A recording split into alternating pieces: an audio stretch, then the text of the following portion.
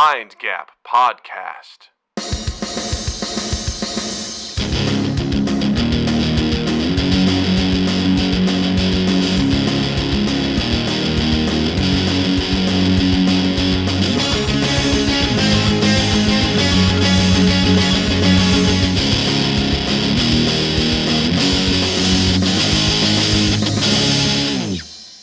Good evening! Welcome to Mind Gap Podcast. I'm Doug.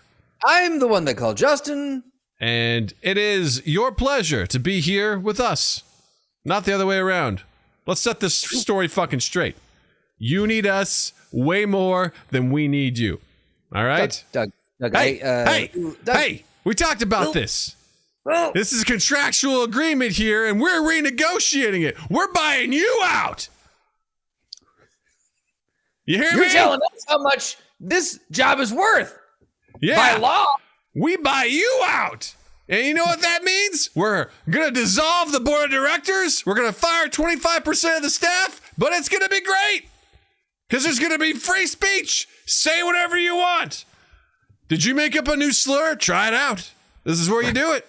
Right here. That's right.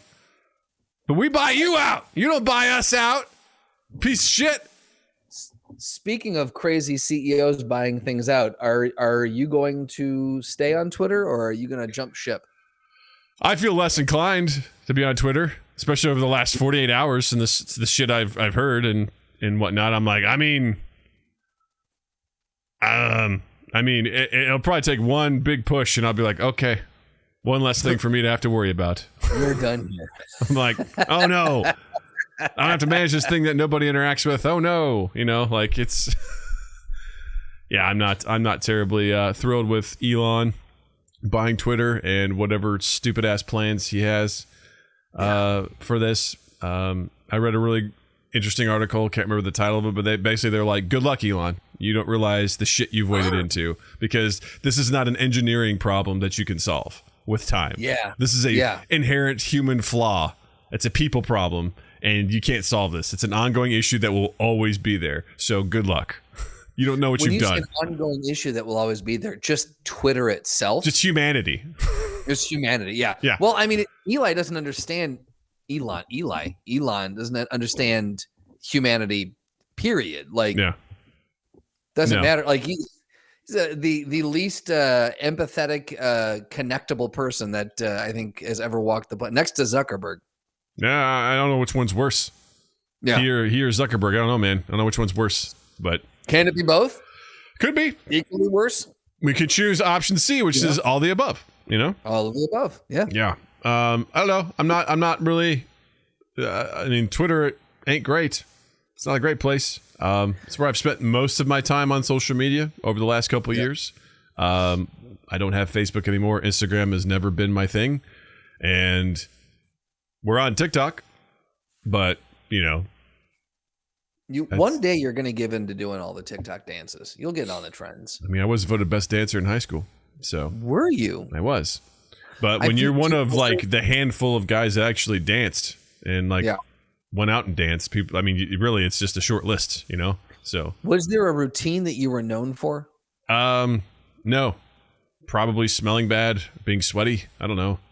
Not a daily hygiene routine. I'm talking about a dance routine. I remember one time, it was my freshman year. We had our homecoming football game, and it was because this is how great we are in Missouri and how forward thinking we are. The dance was after the game, whereas I think in most places the game is one night and then the dance is another night. Like Bingo. Game on Friday, dance on Saturday.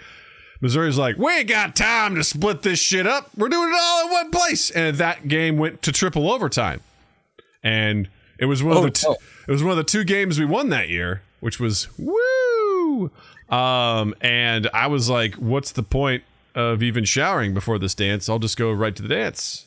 And I thought it would be funny. And later on, people were like, dude, you really smelled. I was like, I'm sure I did. It was disgusting. You were correct. It was gross. Very gross. Yeah. Did you wear your uniform or did you change? I changed, I didn't shower, which was, I don't know what 15-year-old Doug thought was funny about that, or clever, but. Look, in fairness, we've discussed many stories of us in our youths And a lot of stuff that we thought might have been good ideas or funny didn't pan out to be such. So, it doesn't matter what 15-year-old Doug thought was funny. We all just know inherently not much of what he thought was funny was funny. Just a sheer lack of self and social awareness. Just wasn't able to understand, You see it all the time. You see teenagers that are like doing shit. You're like, oh my God. And they're laughing. You're like, oh no, they think that's funny. Right. And it's not. It's not. Absolutely. It's categorically not funny. But they're like, you're like, this is going to be one of those ones where you're going to be in the shower 13 years from now and you're going to go, ah, for a brief moment. You're going to yell. And you're going to hope that no one's is around because you're like, oh my God, what happened? You're like, oh, just reliving a moment for some reason. This random one popped in my head, Isn't it fun? And it wasn't until I got older that I actually started noticing like younger kids doing something stupid. And I've had that thought before where I'm like, oh, you're going to, down the road, you will think back on this the same way that we all think back on the stuff that haunts us. It will haunt you. Most people probably do not remember, but for some reason, your big dumb brain won't let go of it. It pops in at the weirdest times. I find myself like, I'll literally just go, ah! Like I'll just do something like that. I'll crunch my face up and be like, get it out. Swipe, on to the next thing. Don't think about it. It's like, God damn it. No. It's really bad. Yeah. But you're right. That's usually, yeah. No, go ahead. No, I was just shout out to King Talistar, who said it was gross that I did that. You're right. It was gross. 100%. I too am living in the future, and I am looking at the past and realizing, yes, that was dumb and gross. Yeah. Cheers to you, sir. Cheers to you, King Talister. Cheers to you, gross. King Talister. You and your kingdom of dirt. I don't know. That's all I got. I was thinking of that Hurt song. My empire of dirt. Yeah, that's what I was thinking of. So yeah, I got nothing. I got nothing. Nothing working on there. Was that who was that? Nine Inch Nails, covered by I almost said Johnny Hurt. No, Johnny Cash. Johnny Hurt. Oh, I want to make a persona now that's Johnny Hurt. Oh, hi, I'm Johnny Hurt. My head rings and I don't hear so good. But one of these days I'm gonna run to the wall and I'm not gonna move no more. Johnny Hurt. Out. I don't know. That's just what I thought of. I like it. Let's go with it. Let's get some housekeeping out of the way here. Let's get this done. Let's get through the assignment. All right, gang? Like, share, all that good stuff. Wherever you're listening to us, do us a solid. If you're watching on YouTube, hit the like button. Hit the subscribe button. It's free. It helps us out a lot. Thanks to everyone who has been liking and subscribing. We're up to 237 subscribers. Moving right along. Thank you very much. Be sure to also, if you want to actually spend some money, check us out, patreon.com/mindgappodcast. Check out our merch, redbubble.com. Just type in Mind Gap Podcast and find yourself something nice. If you'd like to join our Discord, the link is in the description down below. Feel free to join us. Come hang out with us. Get to meet all the really cool folks that we got in there. Like people like Tal. You could hang out and talk to Tal and see all the stuff he posts about his YouTube channel if you want to check that out. And we live stream on Tuesdays at 7 p.m. Central at youtube.com/mindgappodcast. And currently, I've changed the video game stream to Fridays at 8 p.m. Central because I'm freeing up Saturdays for D&D time. So I got to make that happen. This Saturday, by the way. This Saturday, as a reminder to the 5 people that are in my group, we're playing at 8 p.m. No, 7:30 p.m. Central. So be there on the Discord. Yeah, 7:30 p.m. Central. That's what we did last time. We did 7:30? I thought it wasn't even. It was a top of the hour. No. Okay. Thank you for reminding me. You're welcome. See, this is why we did that. It was a joke that I don't think I did. You did not send it. No, that would help me greatly. Okay. Okay. I will do that moving forward. Otherwise, it's going to be 10 minutes after, and you'll be like, hey, man, you joining? You're like, I guess I'm going to play Ash Windbreaker and the Breaker of Wind. From the land of Starter. From the land of Starter, yes. We did a Gloomhaven stream last Friday. Had a really good time with Tint, Alpaca, and Slotty.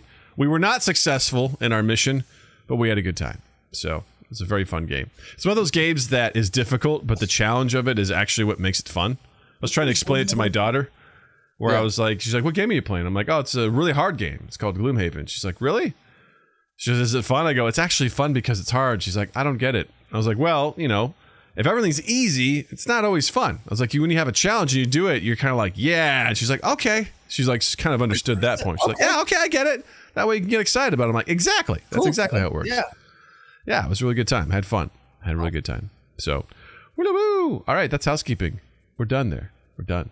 Remind me real quick, what is Gloomhaven again? I like to call it Glamhufen. It's a Glamhufen.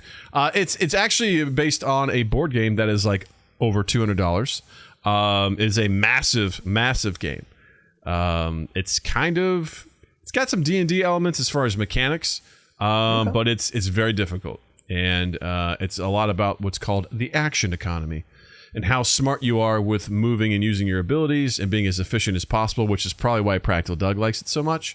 Because I would not fare well in this game. No, it's really easy to kind of get lost in the sauce of that game if you're not careful. But when you win, you're like, fuck yes! You get pretty excited when it works out. Because there's some elements you can't control that you can't really plan for. You're like, well, okay, that completely fucked up my entire turn. I guess that's a bunch of wasted movement and actions. Okie dokie.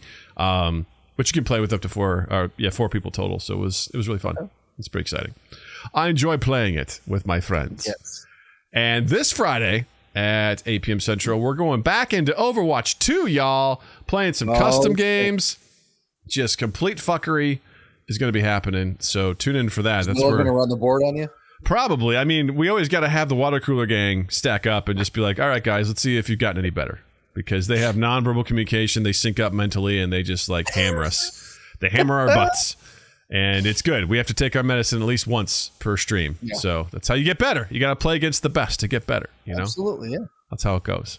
Speaking of the water cooler gang. I was just going to say, speaking of the best of the best. Oh, my gosh. Last weekend, I got to go up to middle of nowhere, Michigan, and I got to hang out with Noah for his wedding. Congratulations, Noah.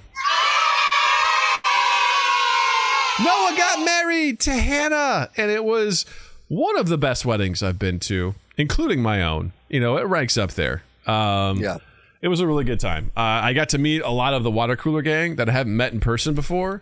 I got to see Alpaca again, Noah, obviously. I got to meet Bree, which was wonderful. I got to meet Rypash, amazing. I got to meet the best man, Caleb. He was amazing. There's another lady, twin, who's been playing games with us. Got to meet them. It was awesome. I got to see Austin Reno, one of my favorite people.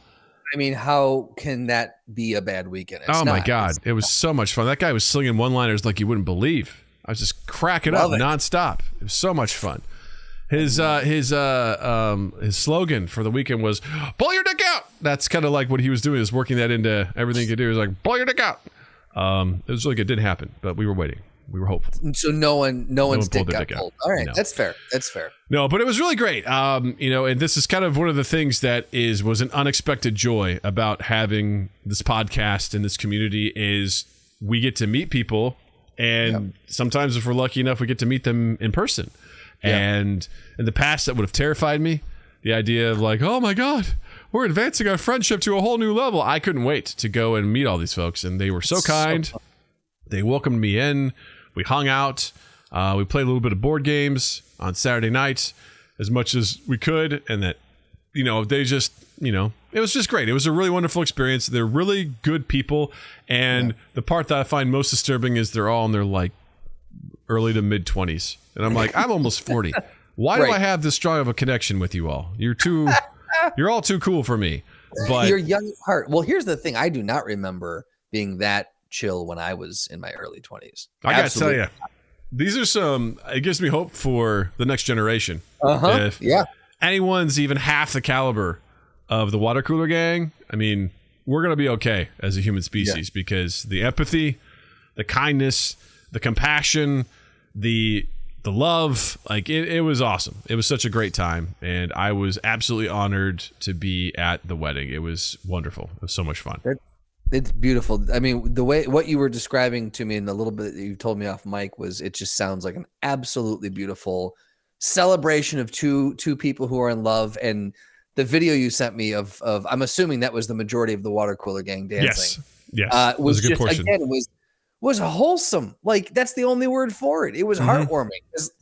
It's these people who are just having fun together, and there's no, no one was sloppy drunk, at least from the video. Everyone was just having a good time. No, like there was no unnecessary bullshit that looked like it was going down. It was just people having fun. It was so fucking lovely to see. So I'm great. Very, very happy you had a good time, and a humongous congratulations to Noah and Hannah. It was very happy for you too. That's awesome. It was great. And one of the best parts too was Natalie was this isn't the best part, but she was just upset that I was leaving. She had a huge fit. She's like, I don't want you to go. And I was like, fuck you. No, I didn't say that. But I was just like, honest relationship.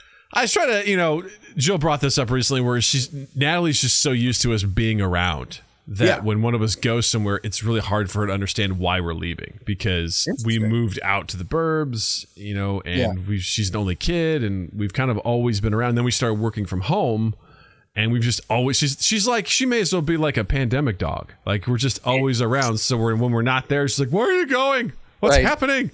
Why are you leaving? What did I do? But Jill went to like a book club the other night and Natalie was like, I don't want, I'm gonna go. I'm like, she'll be back. She's gonna be gone for like 3 hours. It's fine. 2 hours, right? Relax. And we're trying to teach her that this is normal. And at some point you're gonna go do your own things and that's normal and that's okay. And just, so I was going on this thing and she's like, oh, I don't want you to go. But she's like, will you send me pictures? I'm like, yes, I will send. She goes, will you send me pictures of Hannah? I go, I will send you pictures of Hannah and Noah. And she goes, nice. Will you send me pictures of them kissing? And I'm like, well, you want me to send you pictures of them kissing? Right now she's grossed out by love, I was like, all right, well, okay, I'll make that happen. And apparently she had some pretty adorable reactions when I sent her pictures of like Noah and Hannah. And she was like, I think, let me get the exact verbiage of what Jill had sent to me because I'd sent a couple photos. And when she saw... Sweet. When she saw Hannah, she said, her mouth dropped open and she said, oh my God, I think I'm going to die because she looks so pretty. Looks so pretty. Yeah. And I sent a picture of Noah and Hannah kissing and Natalie's reaction was, yay, I love it. And she's like, Jill goes, they made her love. That's huge. The power of Noah and Hannah. Exactly. So it was, it was such a cool... It was an awesome weekend. I was looking forward to it. It did not disappoint. And, I hope to hang out with those folks more often. And, hopefully when I take my lumps, when we play Overwatch 2, it'll actually be a little less hurtful, because I know they're good. Now you'll know who's teabagging you. Exactly. 100%. Yeah. One of my favorite moments too is, like a lot of times people are like in the middle of like a situation like this are like, what are the Bears doing? Are they playing the Packers? Like what's the score? In the middle of it, there's all too well. There's something called the Overwatch League, which is the pro sports team that are playing Overwatch and like competing. And in the middle of it, Noah's like, hey, did you know that the London Destiny are getting their asses kicked right now? Like he's calling out, I don't even know if that's a real name. I have no idea. But they were like talking about hey, let's throw Overwatch on. I think it's on whatever channel. And they wanted to like stream it and show it. I'm like, this is amazing to me that we've come this far to instead of asking about the football game, the hockey game, the basketball game, we're like, what's Overwatch League go? What's going on with that? Who's up? Who's doing what? And I'm like, this makes me endlessly happy. So funny. I love that. I absolutely love that. That is so cool. Slight tangent from that though, but you made me remember, I think a while ago I sent you a reel of some stand-up who was comparing why do nerds get a bad rap, and then he talked about like how unbearably nerdy sports fans are. And for some reason, because it's sports, you're considered either cool or a jock or manly or whatever the fuck it is. But if it's a nerd, it's like, look, they make fun of you for having an intense knowledge of this thing. If you dress up and go to cosplay to Comic-Cons and stuff, you get shit on for it. If you bring up, they can be talking about a game, you bring up a movie, they're like, Jesus Christ, there's this, but yet they're going to go wear the costume, the jersey. They know statistics. They go like it's. Well, they're wearing the jersey of a real person. They're like, I'm Peyton Manning. It's like, are you? Yeah. Are you, sir? You're wearing a shirt with his name on your back. What's weirder? Yeah. That or dressing up like a wizard? You tell me. Right. You know? I just love the fact that if you bring up if in any normal place you bring this up, most people would be like, oh, you nerd, esports league. But it's just as valid. And I love the fact that they embrace this, because that changed my whole perspective. I'm like, oh yeah, sports fans are just fucking nerds. Especially baseball fans. Baseball fans are basically like just people that jack off to stats. They just love statistics. They're like, oh my God, it's a 400 average. You know, his ERA is unbelievable. It's like, oh my God, there's 160 games in this regular season. Ah, like Jesus Christ. And then the statistic gets so fucking stupid. Like, it's so specific. Yeah. Like, oh, he's hit the most home runs on a Sunday with the average in the rain temperature of 62 degrees when the sun's coming in from the east. And it's like, at this park, he holds the park record, for most flies, spat out of a mouth, in the seventh inning. I'm just happy that they were asking to put that on and talk about the score of the E. Well, I tell you what, too, if you watch these pro level people play Overwatch, to me, I'm like, why do I even bother playing casually? I mean, these guys are so fucking good. They're so goddamn good. And what's crazy to me, I think regular sportscasting, like just calling the game, is difficult. Yeah. Watching or listening to these folks call out what's happening in this fast-paced video game, I'm like, how are they doing this? Anyone who doesn't understand what we're talking about, I challenge anyone to watch a clip of any of these e-gaming games or matches, and just look at the screen that they're announcing for, that they're calling. It is nothing but a cluster of computer players and explosions and things flying across the screen.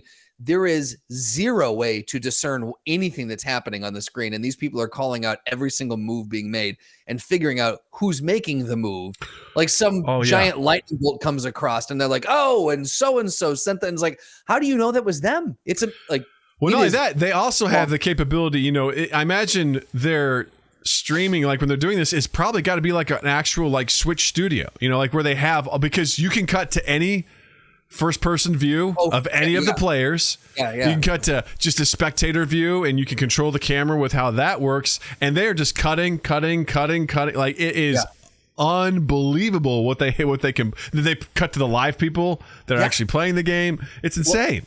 And we're talking. I just realized we're talking about Overwatch, which is a little bit more first-person shoot. Like, that's a little bit easier, quote unquote, to call than what I was talking about, the ones where they're doing is it World of Warcraft? Yeah, where it's just like, it's that I've watched some of those and they move so fucking quick in those, and that's where it's just a cluster of shit happening on screen and there's no discernible, like, it's all of this is to say that this is legitimate and it's fucking awesome. Yeah, I love it. I think it's so great. I'm just so on the outskirts of it all. I'm kind of there, but not really. Overwatch 2 coming out, I feel like has leveled the playing field for me a little bit, where I feel more comfortable to try stuff out, because in Overwatch 1, I'm like, oh, people have been playing this for years, and I dabble in, and then I leave for a couple of years, and I come back, and it's just like, people are like, what the fuck are you doing, bro? And I'm like, I don't know. I played for a little bit. I was decent at this character. I have 3 characters I can play. That's all. I can't play any other ones. Whereas now it's like I can actually experiment a little bit, and because it's free to play, there's new players, things are a little bit different. So that's the best time to play any game. I enjoy it for the 24 hours that it's out, because we're all on the same playing field. Yes. Like, we all are the same. We're all learning it, and then very quickly, someone will stay up for 3 days straight, and they will master it, and then that will start disseminating to other people, and then there becomes what they call the meta. The most efficient tactical, avocado. And they essentially become, this is the way you're supposed to play. And it becomes like specialized. You're like, I don't belong here anymore because I don't have time to dedicate to this anymore. Not like I did when I was 20 years old. Like, it goes away real fast. But yes, I thought it was very entertaining that they were like, what's going on with the game? Overwatch 2, who's playing right now? What's the score? Oh, they're up? That's crazy. I'm like, wow, this is fun. This is really, really fun. Absolutely loved it. I love it. It was a great weekend. It was a great weekend. Justin, how was your weekend? It was all right. I threw my back out, which was awesome. So haven't worked out in like 5+ days. Not thrilled about it. I'm sorry, man. That's awful. Ask how I threw my back out, Doug. How? Tying my shoe. Tying, in a twist of irony, tying my workout shoe. I was going to work out.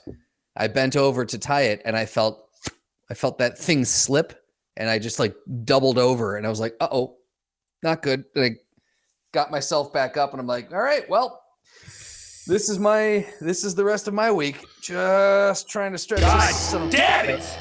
Tom Cruise. Yeah. By the way, I did that the other night, and Sonny goes, "Is that Tom Cruise?" I'm like, keeping the joke alive.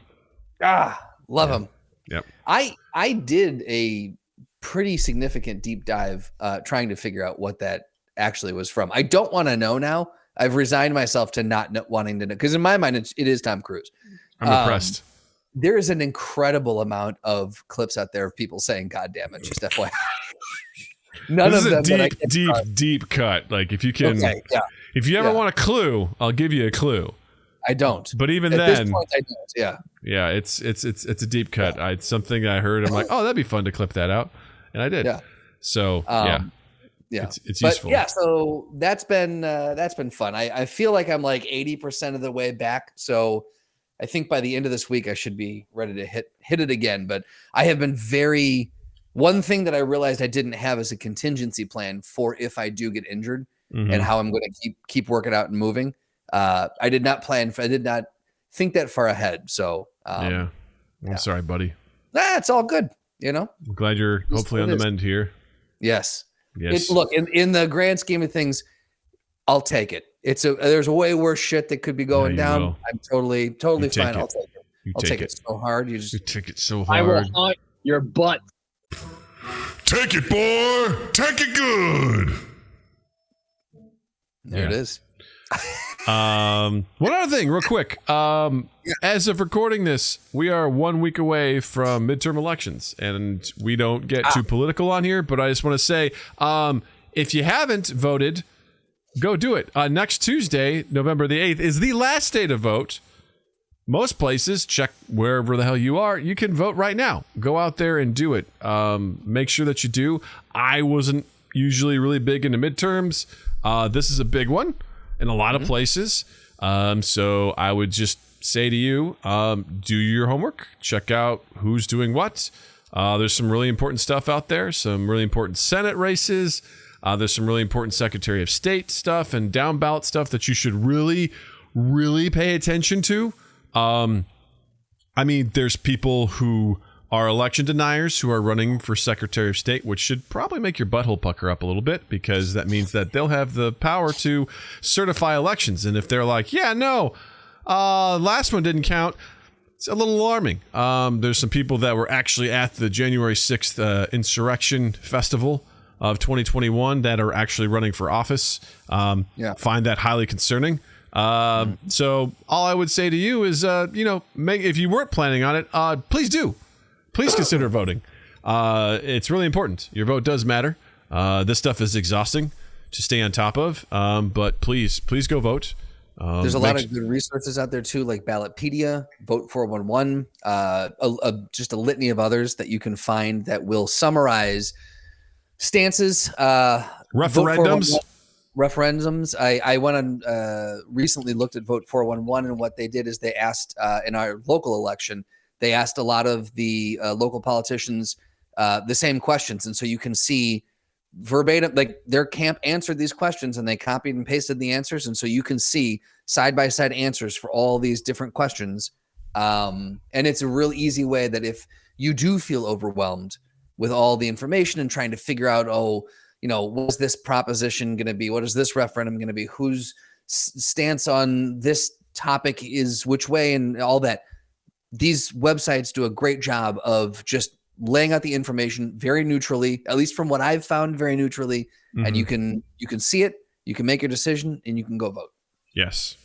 Again, not something we get too high up on the podcast. We try to keep it light and fun, but given the last couple years and the way things have gone, I think it's really important just to make sure that you all understand that it's important. This is something I took for granted.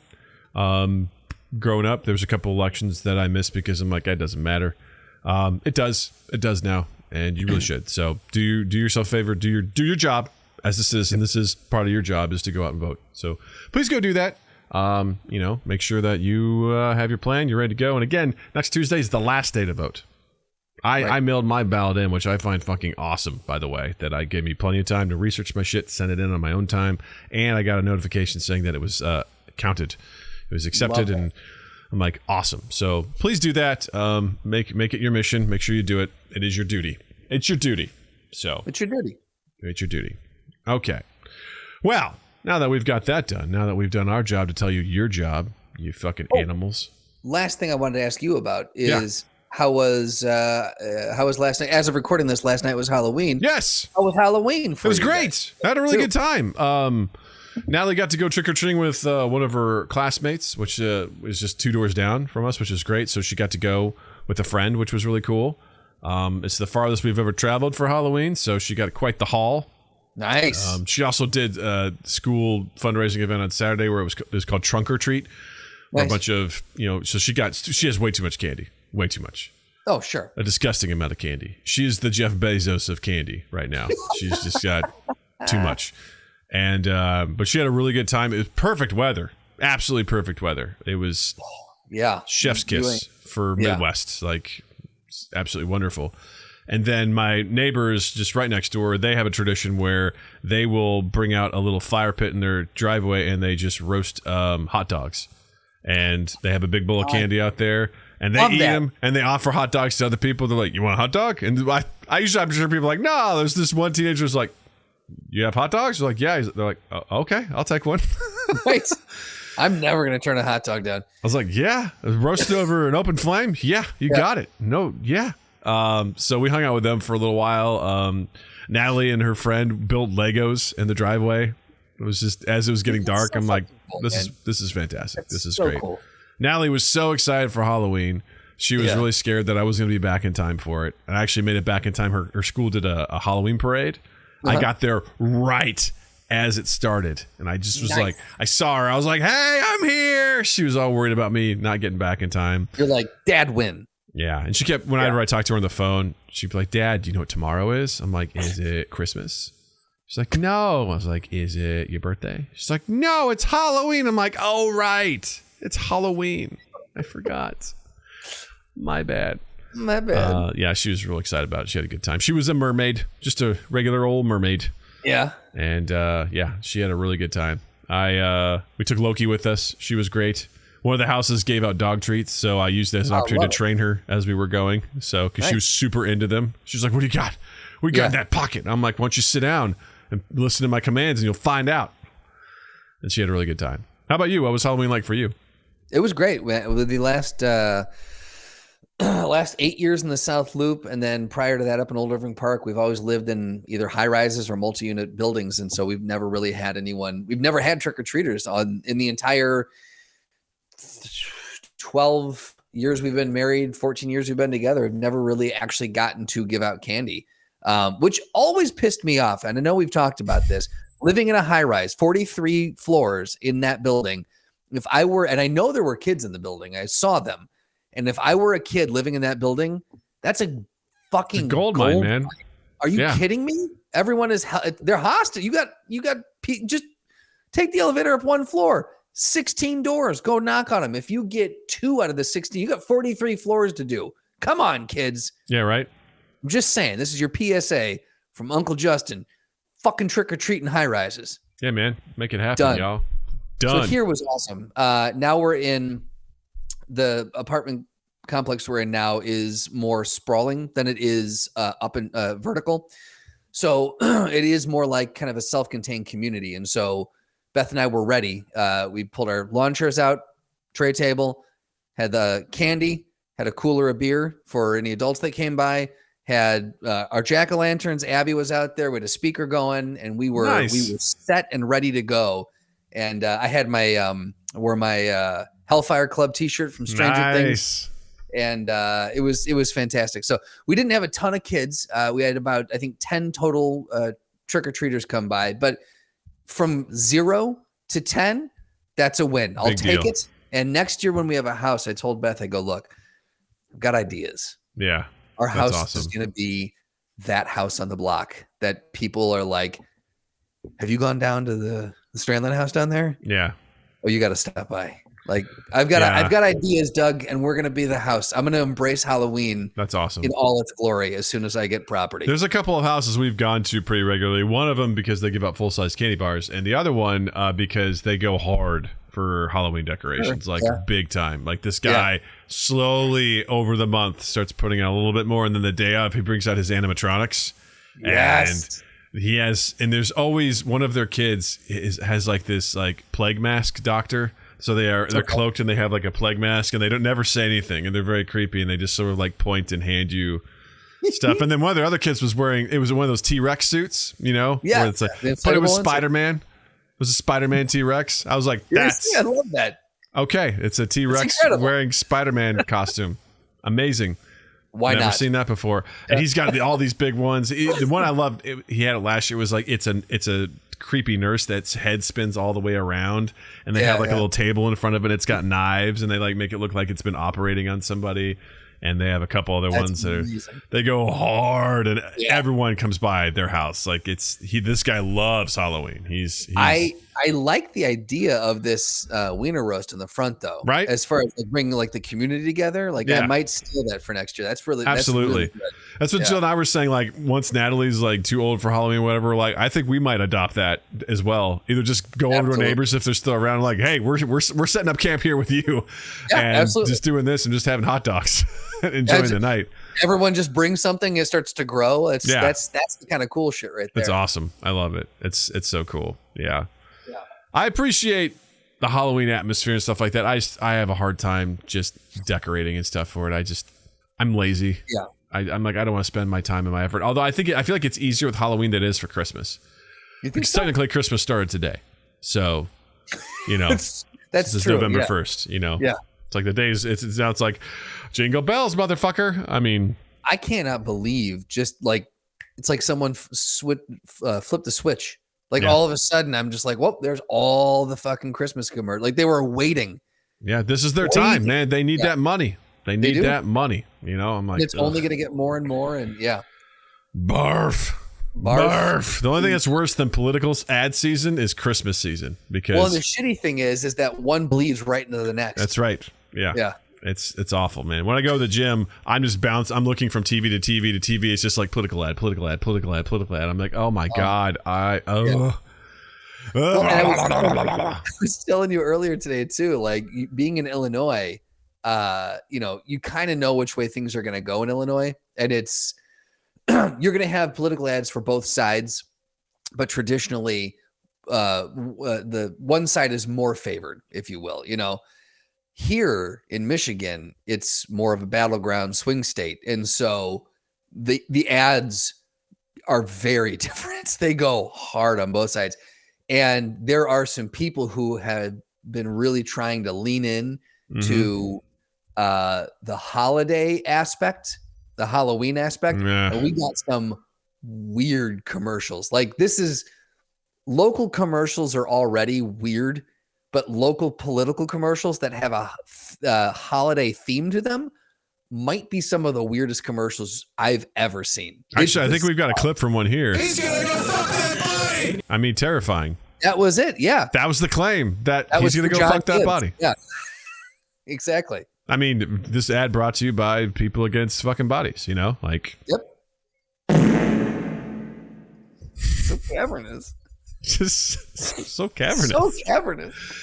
Oh, my goodness. Oh, my gosh. Well, I want to talk. I know we had a lot of potential topics. The one I kind of want to get to as we've talked a lot so far. It's crazy. The one I'd like to kind of really talk about is a new social media app, Justin, because we got to stay on top of this. We're almost 40.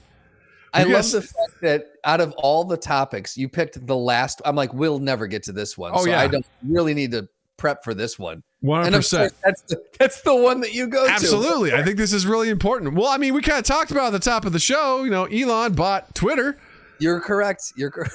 I mean, where else can we go? Well, apparently there's a new social media app for high schoolers. Shit, we're out of this, and it's dethroned TikTok and Be Real in the App Store rankings, and it's surprisingly not toxic. What?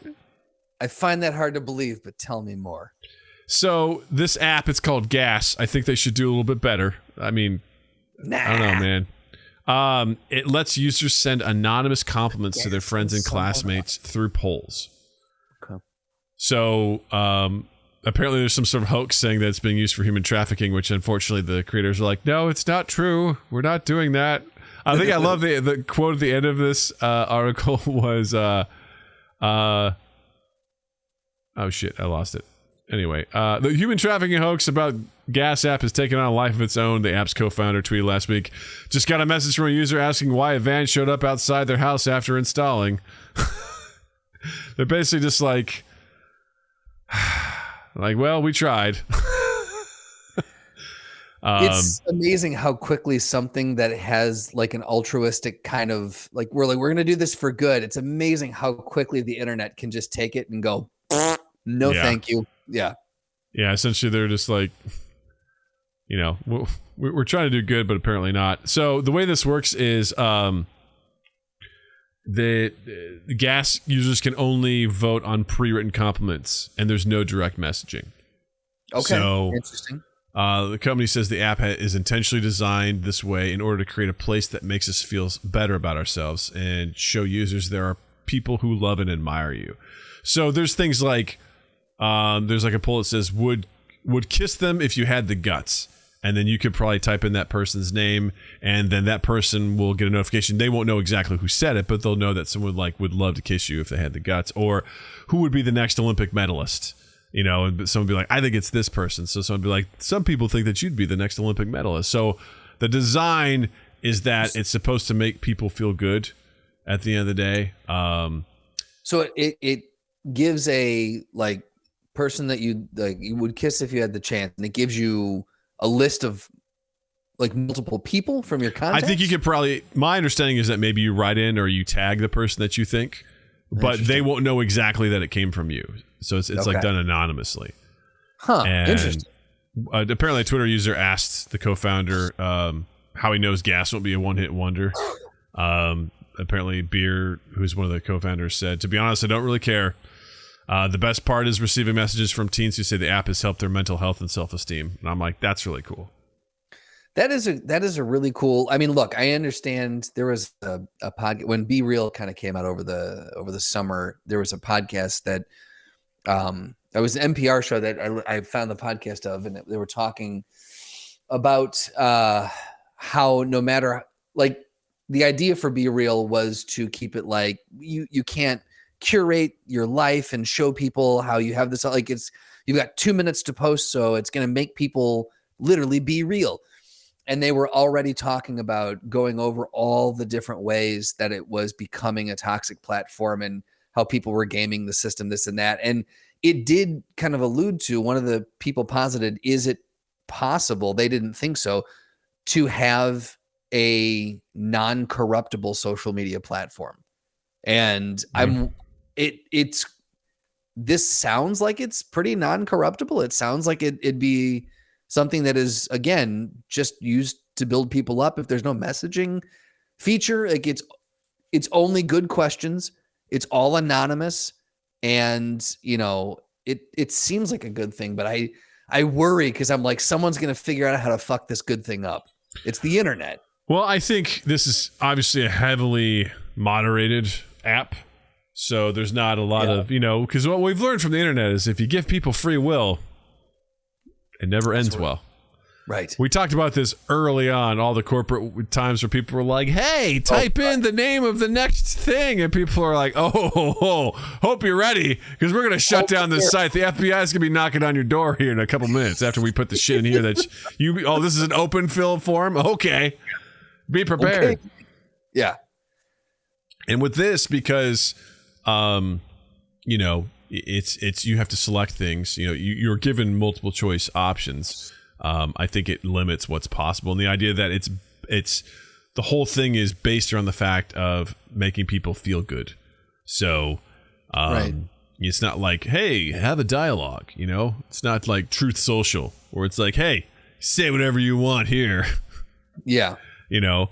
Because I'm seeing a couple of screenshots of how this works too. It's like I was literally just zooming into those at the top here, just trying to see. And like this shows when it says, see who likes you. It's like, who do you secretly admire? And someone can choose someone. It's like, it says from a girl in 10th grade. Yeah. Who do you secretly admire? And then there's like 4 options. Yeah, it's like get clues on who it is. Gas up your friends. Their smile makes my heart melt, and you can choose someone. It's like get flames when you're picked. You know, just an idea of, you know, showing people. Yeah. That is, you know what? I don't know much about it, but I like it. I don't know how people would use this for fucking trafficking, but whatever. I like the concept of this. I have to be honest there. Yeah, how do people find how do apps like this? This is the old man in me coming up. Yeah. How do people find it? How did this become big? How do people know about this? I mean, it's obviously a hit with teenagers, with high schoolers, because that's what it's designed for. Yeah. And I think that is, I don't know. I love everything about this. I love the thought behind it, and you know, social media has become such a toxic wasteland of radioactive, poisonous terrain that it's absolutely soul sucking. Just it's so easy to go down these rabbit holes. I go on Twitter and I'm just like doo-ba-doo-ba-doo. I'm like, hey, this has piqued my curiosity, and I'm like, click on show the thread, and before I know it, I'm like, what have I done? Where am I? I didn't follow the path. I'm lost. There's blood everywhere. I don't agree with this or that. I don't know what's happening. Because then I get curious because someone will say something wild. I'm like, well, who is this person? I click on their profile and I start scrolling down everything that they've done. And then I find something else and I click on that. I'm like, how do I get out of here? Where do I get back? Where's the exit? Where am I? This is so bad. Because everyone's got hot takes. Everyone's got the hottest take. Everyone's got something, you know, just it's complete dog shit, you know. And we talked about this before. It's like everyone has a platform now. Everyone has a giant megaphone that could potentially go to anyone in the entire world. Not everyone's necessarily going to hear it, but here we are on our microphones, and this could go potentially anywhere, but tens of people listen to it, which thank you, all 10 of you. But you know, the idea that you could just hop on there and just be like, and just have the shittiest takes of all time. I mean, I'm trying to go back in time and think about myself 14, 15 years old. And if I were to somehow meet myself and be like, hey, there's going to be a technology that allows you to say something that anyone in the entire world can read or hear or see. And the idea of that, I would like to think even 14-year-old Doug would be like, I don't think that should be given to everybody. I don't think this is. As I look around at my classmates and be like, yeah, I don't think he should have that. I don't think he should. Definitely not him. Not that guy. Probably not her. Probably not that coach. Tell you that much. Probably not him. You know, I think even then I could be like, I don't think we all need this power. I don't think this is you basically giving everyone rings from the rings of power. It's like, no. It's corrupted us. We've corrupt. Yep. We've fallen under its curse. It's given us power and we've abused it, and this is bad. This is really, really bad. You should have seen this coming, guys. Did no one see this coming? You didn't see this? No? They're still studying, I think, the effects of this on people, and it's not good. No. It's not good at all. And I'd be lying if I said that I haven't fallen to its, you know, tempting desires. When I post something on YouTube, like one of our clips or something, I'm like, how did it do? Right. Did people watch it? You immediately like, did they like it? I need validation. How are the likes? Like the most recent one I did about Ant-Man's farts, which you should all check out on our YouTube channel. About if you haven't seen that episode about, you know, Ant-Man and his farts. I was like, I was also trying out a new posting time. I posted it really early in the morning, and I woke up and it was like 1,700 views, and I was like, yes, I win. Oh, it felt good. And then it stopped, but still, like, I got something. I'm like, all right, that's better than the one that got 17. You know, like. Let me ask you this though: would if someone came to you, if the World Council of Developers came to you and said, Doug, should we continue to try to develop positive social media platforms, or should we just stop developing social media platforms and pivot to something else? What would you say? Something like this gas social, or what is it? Just gas? I think it's just called gas. Okay. So, yeah. So something like this gas, does this make you see potential that social media, a branch of it, could at least be used for good? Or do you think social media is just inherently corrupt or corruptible? I think the better question, let me answer those questions before I give you. Before you tell me what a better question is? What a better question is. This does give me hope. It does give me hope. I think we need more of these kinds of things out there. Yeah. I don't know how much of this would work with adults. I would like to think maybe. I think the hardest thing about this is like with adults, it's just like some rando, likes you. It's like, yeah, he's jerking off to your profile picture. It would turn into a hookup app. That's what it is. Yeah. So I think this is great. I think this is especially what youth of that age, like the target audience needs stuff like that when they're bombarded with nonsense on Instagram and everything like that. Like they need something like this. My question would be, can we ever go back? Is there any way where we can all collectively be like, yeah, no more social media? Right. Is there any way? Be put back in the tube. I mean, because the thing is, there's a lot of money to be made from people who become influencers. I mean, let's face it. I mean, social media has helped us get more subscribers. It's helped us get more followers. More people have shown up here. I posted about playing Gloomhaven. We had a guy show up who's like, "Oh, you're playing Gloomhaven again?" Like, they showed up again. Thanks for being here, Goblin. Appreciate you. But I mean, obviously, it's helped us, and the idea that someone can promote something if you get enough followers and you get a big enough following, you could create a career. You could promote things like it's furthers business in that regard. To the average person, I don't think it's beneficial. I really don't. I don't think there's a ton of value there. I'm specifically thinking through the lens of Twitter because I really don't use much else. Like Twitter is boy, is it a place. It's I think I've told stories about this before. In World of Warcraft, there was this low-level area called the Barrens, if you played on the Horde side. And it was known, it was legendary for... There was different chats, so like this, it was zoned out. So if like you left one place, went to another zone, it would be like, cool, you are now in this zone's chat. You'd be leaving one of the most populous cities in the region, and you'd be leaving. You'd see things like, hey, I'm looking for this group to do this. Hey, I'm trying to sell this, and blah, blah, blah, blah. And then you'd leave, and you go to Baron's chat, and all of a sudden it'd be like, Chuck Norris could fuck you up. It's just like all of a sudden you head into the chat, and the weirdest shit would just start, like people would be talking, and it was across all servers. It was known, the unwritten rule was that Barrens is a weird place, and Barrens chat is meant to be weird. It was like the Portland of the World of Warcraft. We're like, we got to keep it weird, y'all. There's Chuck Norris jokes and everything were being said, and it was just common knowledge. Even when like people didn't have to be there anymore, people would still intentionally go there and just hang out at as high levels and just be like, we're gonna make Barrens chat weird, and we're gonna do it.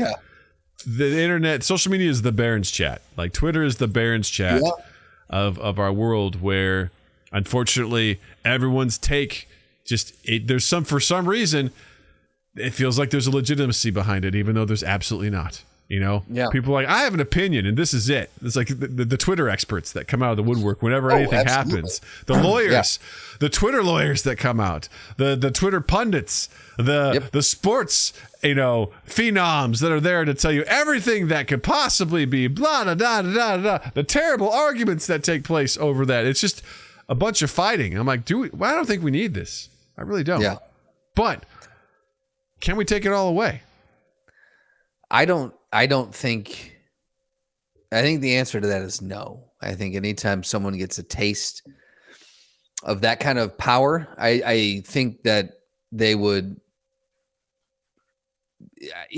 revolt if it was taken away, and we would see some really fucked up things happening, or someone else would just develop something that was very similar to it to just take its place. I think people, once they get a taste of it, they don't want to they don't want to put it down. Even though it might be best for them, they don't want to put it down. I would also say that I feel like it's been out in the grand scheme of things too. It's amazing at how short a span of time something like Twitter and Facebook and Instagram have actually been out.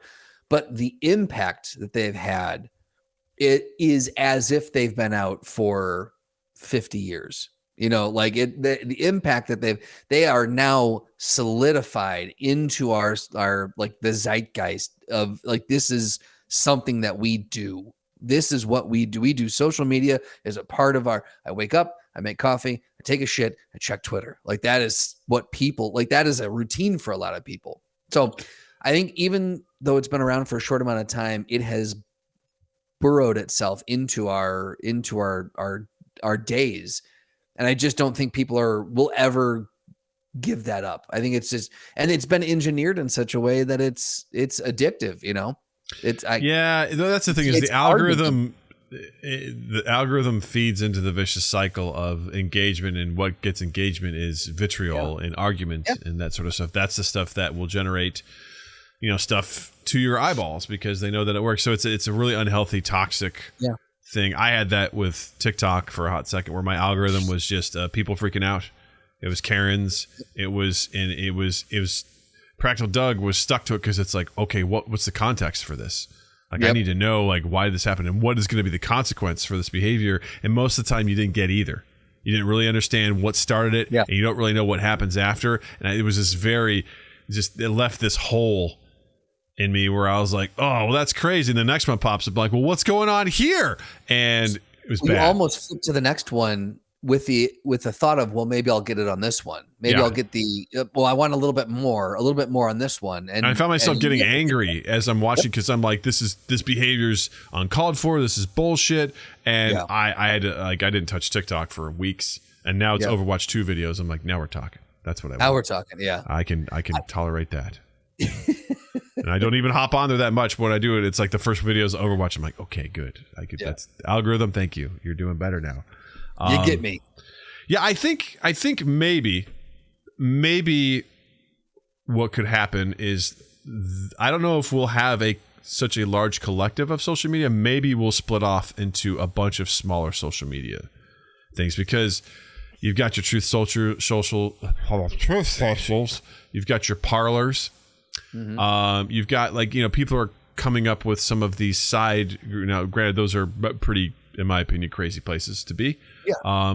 But those are like things like, you know what? These are the kind of people I want to be around. It's possible maybe we see that in the future, where there's, instead of one giant platform where people just fucking hate everybody, they'll like, hey, let's go to one place where we'll create more echo chambers where we can hate people on a more micro level, Right. I don't know. I worry about my daughter. I worry about her in the world of social media and what that's going to do to her. I worry about what being young and being a teenager is hard enough to navigate without social media, making things just a million times worse, because that's what it does. And I can't say this again. I'm so thankful I didn't have to go through that, because I don't know how I would have handled it. Right. I was a big fucking idiot with a lot of stuff that I did, and I probably would have done what I did for that homecoming night. I would have been like, I'm being funny, and I would have said and wrote something really dumb. Yep. And it would have lived in the world forever. I try to cut some of these kids some slack with that stuff, because I'm like, I didn't have that, and I know I said some dumb shit. I think there should be some ability to forgive and hopefully, learn and move on. But the idea that I have to just try and prepare Natalie for this world that exists. And I'm like, hey, by the way, this ain't fun. It ain't great. The world isn't necessarily a good place. I hate to ruin your innocence, but don't trust anybody on there. Let's start with that. Don't trust anybody, because it's gross. But yeah, I don't know. I'm thrilled that this app exists. I'd love to see more of this stuff. I'd love to see more. I'd love to see it adapted for adults. I'd love to find something that would just make people feel better, improve the overall social aspect, because there's just this sense of animosity that just inherently exists, I think, among all of us. We all apply this they to everyone is like, there they go. There they are. I was going for a jog in middle of nowhere, Michigan, and I kind of got nervous. Wait, time out. You went for a jog? I didn't think you. I didn't think you went past a walk. Sometimes I do, especially on days like where I'm not lifting. I'll try to jog. I ran for 2 miles and walked for 2 miles. Of course, now I tweaked my calves, so I'm like, great. I guess I'll be walking for the next 2 weeks. But while I was jogging through some of these, through some of these areas, I was like, I wonder if they're like, who the fuck is this guy? You know, is this one of those guys? Because I'll tell you what, the political signs I saw in front of those places, they were pretty aggressive. And I wonder if they're like, who's this fucking guy? What's he doing here? What's he think he is? I didn't get a lot of, hey, good mornings. It's got a lot of looks. And I'm like, cool. And I just had these thoughts of like, what if I have to, like, someone's like, what the fuck are you doing here? And I have to be like, hey, I'm staying down that way at the resort. I'm just trying to exercise. You guys don't have fucking sidewalks here. What do you want from me? I'm sorry. This is the most safe. This is the least trafficked area. I figured I'd run here. What do you want from me, sir? Get back in your truck with the truck nuts and go about your business. With the truck nuts? Yeah. Running over critters or whatever the hell it is you do. I don't know. But yeah, there's just that sense of like, I don't want to be here. Whereas I feel like 10 years ago, that wouldn't have been the case. It would have been more of a just casual, like, hey, there's another human. Now it's like, what do you think? What are you thinking, buddy? Yeah, I have noticed it more after having moved here. In Chicago, I felt like I was a little bit more able to just assume political standings or leanings. I felt a little bit more. I find myself having to gauge who I'm talking to and read a situation a little bit more intently before I open up. And it's interesting because I'm like, by all rights, I shouldn't feel that way. We should just be talking person to person. And if we disagree on some things, that's fine. But my biggest fear is that we're going to if I'm talking to someone, something will be mentioned and that's going to just set a wildfire off. And it's weird that I'm like, it's a whole different level of social anxiety. It's just bizarre that we're, as a society, we're dealing with it now. It's just very weird to me. The divide that exists between us and our ideologies and whatnot, because that's the other thing too, is the social media has propagated misinformation, disinformation. It's purported lies and conspiracy theories. They've lived on. I mean, the news about the guy who went after Nancy Pelosi, and fucking, in case you aren't aware, this guy invaded the home of Nancy Pelosi looking for her. She wasn't there. He ended up attacking her husband, hitting him in the head with a hammer. And his goal was to kidnap her, interrogate her, and basically break her kneecaps. That was his goal. And when they went and inspected his social media, it was filled with conspiracy theories and all sorts of stuff. And I'm like, this is what has now just infiltrated people's brains. This is their reality, because they can go to imright.com and find whatever they need to fulfill their fantasies, and it's fucking terrifying. Jared, you've missed Jared's like, heavy topic this morning. We've talked about fun stuff too. Yeah. The first 2/3 of this podcast was fun stuff. You came in at the wrong point. So get here earlier, Jared. Well, you came in at the right point, Jared. Tell us. Either way. Well, I'll tell you what, you came in at the right point, because with this heavy topic, there is one person who can solve all the problems and all the questions just by using his superpower. Surprise, motherfucker. That's right. You got the questions, we got the answers. All you do is ask. Practical.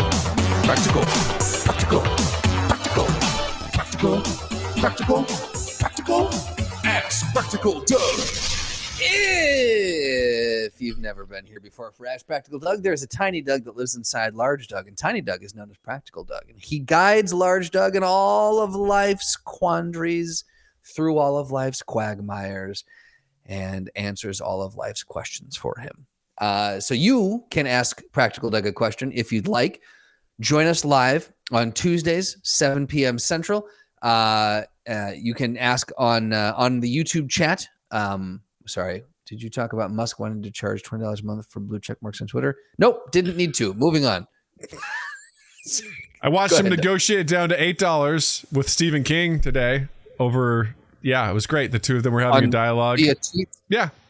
Wait, that's a dialogue nowadays. Yep. Yeah, it's because Elon's like, hey, we got to do some stuff. What do you think about $8 a month? It's like, is this really happening right now? This is really happening? Charge. So the same way that you charge that celebrities have to pay for their walk on the star on the Walk of Fame, he's going to charge you for a fucking blue check. Yeah, it's originally $20 a month. Buy it then? You know what? I don't care. This is what happens. You get sucked down this hole. This is social media. Mm-hmm. Yeah. It doesn't matter to me. I don't give a fuck. Blue check mark or not, does not matter. Beyond me, Teddy. That's it. Moving on. You can join us live. You can ask Practical Doug on YouTube. On our Discord, there's a special channel just for that. If you want to traverse the social medias after we've built them up, hashtag Ask Practical Doug. Tag us. Let us know. What do you want to know? Today's Practical Doug question is a very open-ended question. In general, Practical Doug, what are your thoughts on peeing in the shower? I think we may have covered this before. Right? Have we? I don't know. I feel like this is a conversation like we've had plenty of times, and I'm willing to have it again, to be honest with you. I'm okay with it. I say do it. We may have talked about it, but has Practical Doug answered it? Yeah, I see. I mean, I think there may be some actual. Here's what I say about it. Should your waist go down? Should you waffle stomp your poop in the shower? No, you shouldn't poop in the shower. We'll just start there. Don't do that. Okay, poop in the toilet. All right, it goes to the right place. My understanding is that shower water is known as gray water. Doug, close the door. Close the door, quick. Damn dog. Quick. Well, there we dog's go. in here to stay now. Yep. You're a good man, Justin. You're a good man. My understanding is that shower water is gray water, meaning that it's like dirt, it's soap, it's shampoo. So it's not the same as like waste. You're saying what you're standing in. What as you're showering and where it's going, like as you clean yourself, the water that then goes down the drain is known as gray water. It's known as gray water. Okay. Yes. So then again, I'm not a plumber and I'm not a doctor.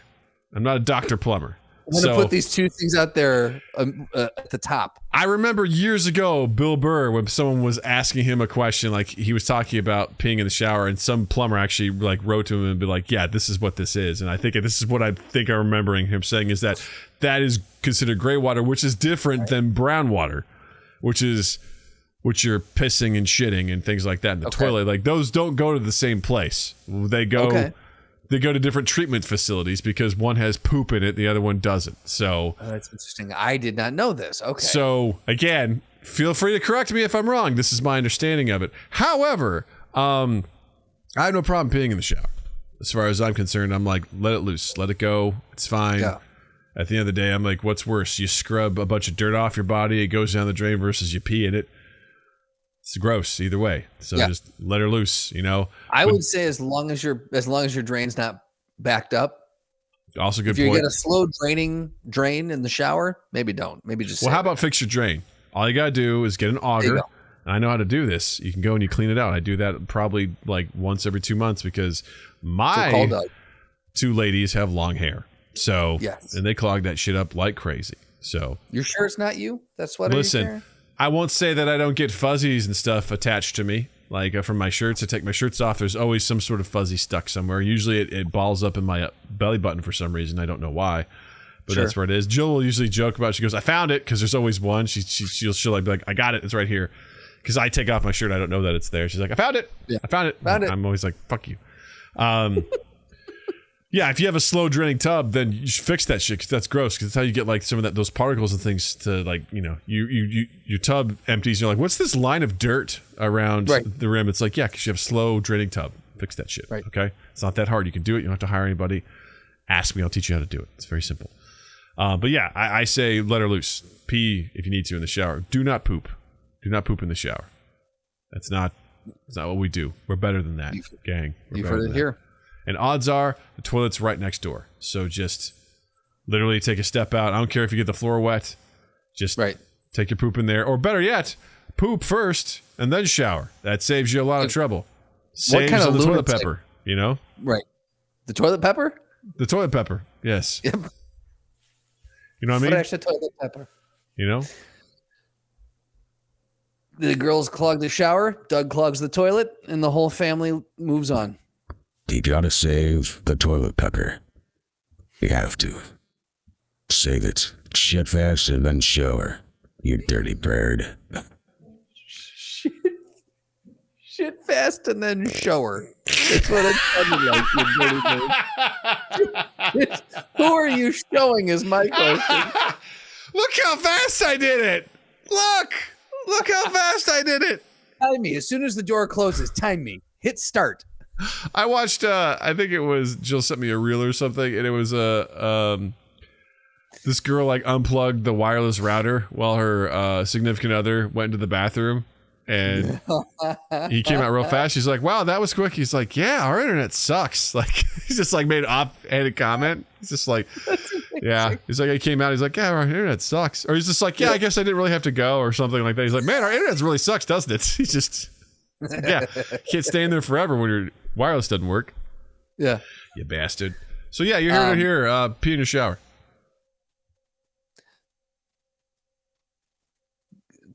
Put the voice mod back on and give me this week only toilet peppers are $2.99 at Safeway.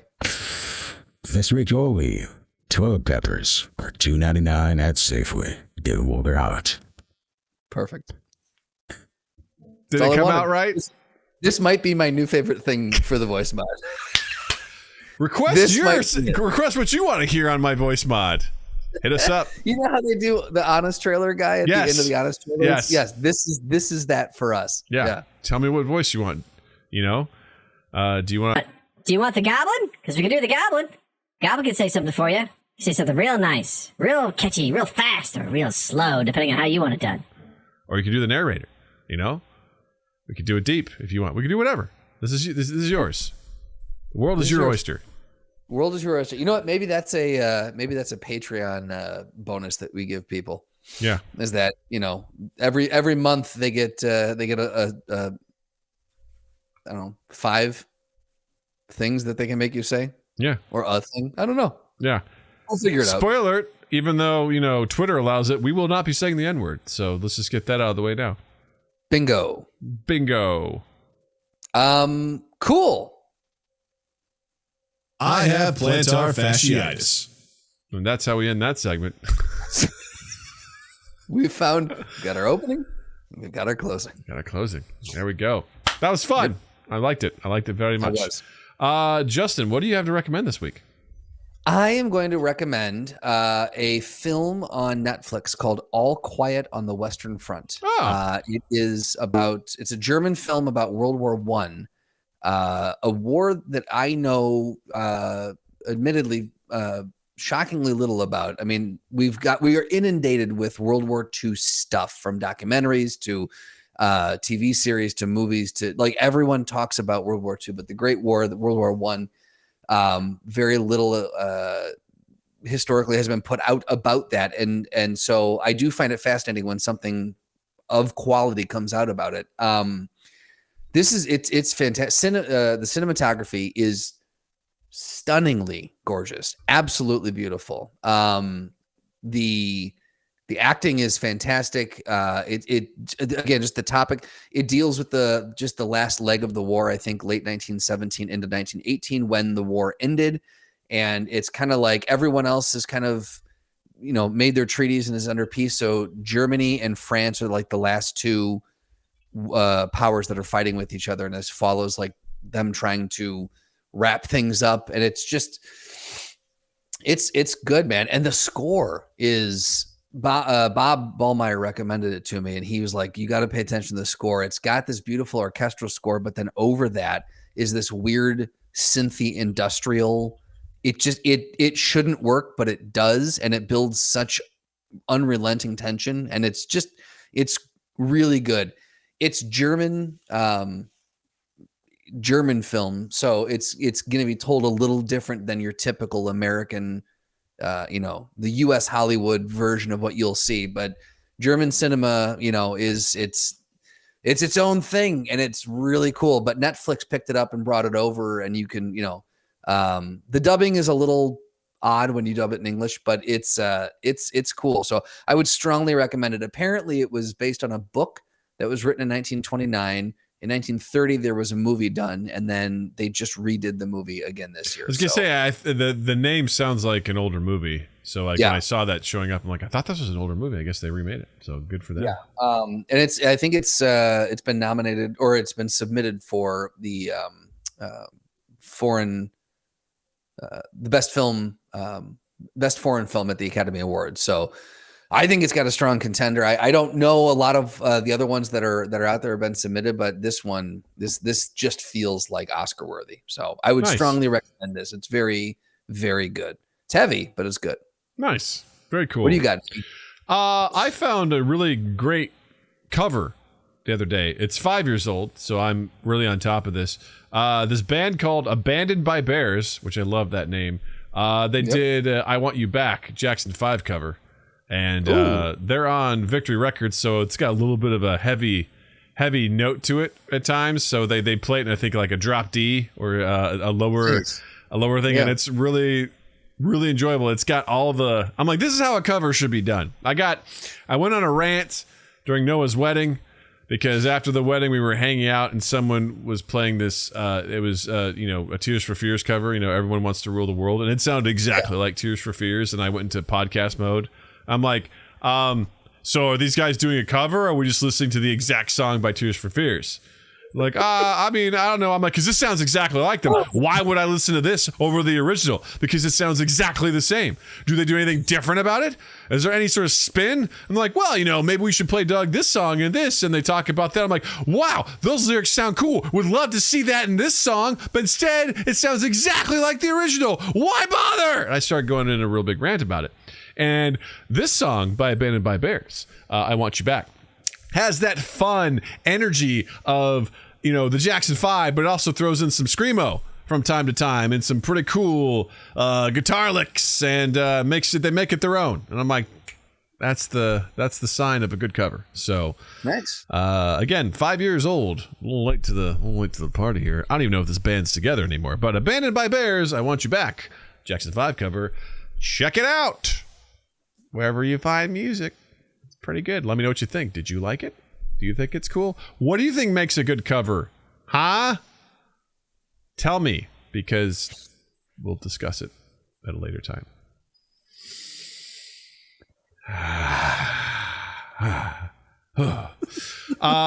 Well, gang. Yes, I feel good now. I got that off my chest. I had a blast. Justin, did you have fun?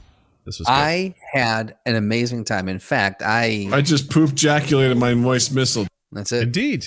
I mean, more importantly, not only did we get to talk about things, but we got to learn something. Did you know that squirt is pee? And did you also know that I don't care? These are things we learn while we're here. And if you want to learn more, check us out at youtube.com/MindGapPodcast, where we live stream the podcast Tuesdays at 7 p.m. Central. This Friday, 8 p.m. Central, we're going to be doing an Overwatch 2 stream again, so come hang out with us for that. Should be a load of fun. And don't forget to follow us on all our social medias, the place where mental health is key. All of them at Mind Gap Podcast. Check us out there. And please don't forget to follow Justin as well. That's true. On Instagram, Twitter, and Gas, you can follow me at Justin_Michael, spelled Mikel. It's the fun way of spelling it. And while you're in the online realm, check us out on Apple Podcasts, Stitcher, Google Podcasts, Podbean, Good Pods, all the places you can find and consume podcasts. You can find and consume us, and we'd be darn happy if you did. You can share, rate, review, subscribe, all those things. The big one is sharing. Just let people know we're out there. Just share it around. Find your favorite clip from your favorite short that we put out, favorite episode, or just a link to the general show page, and send that to someone and say, hey, I think you'd like these dorks. They talk about some crazy stuff. And then 2east8th.com and 2east8th on all your social media. And then also, of course, please don't forget to check out Love and Improv. That's loveandimprovfilm.com. Love and Improv Film on Instagram, and Love and Improv on Twitter.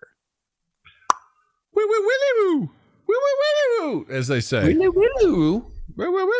Well, gang, I hope you're all doing well. Remember, if you're from the U.S., fucking get out and vote. Take care of that shit. It's your job. Do it. Do your job. And we will see you Friday for the Overwatch 2 stream. And with that, I want to say, Justin, thank you. Douglas, thank you. Chat, thank you. Listeners, thank you. And you all have a dandy fucking week. Mind Gap Podcast.